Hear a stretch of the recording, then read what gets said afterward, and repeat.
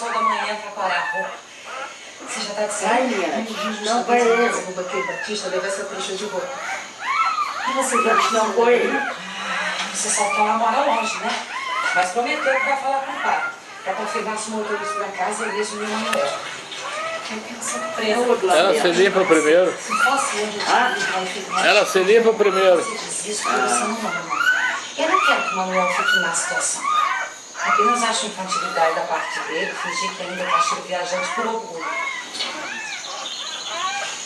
Você podia me fazer um favor, né, Denise? Favor? É, se você puder, assim como quem não quer nada, dá um jeito de ver o motorista de longe pra confirmar se ele Manuel. Mas eu tenho certeza que é ele, João.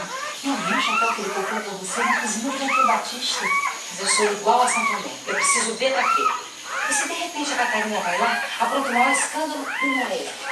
Eu vou dar um jeito de ver o homem pra você, mas de longe. Quando voltar, eu te conto.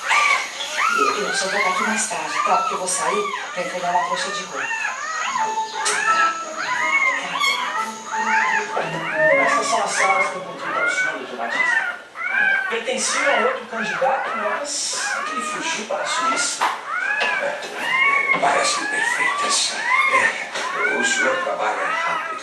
Eu faço o que posso, doutor Batista, o que posso. Resta o senhor fazer sua parte. O senhor está falando do meu casamento. O senhor me perdoe bater essa tecla novamente, mas eu considero que isso é essencial se quer ser prefeito da cidade. E além do mais, falando francamente.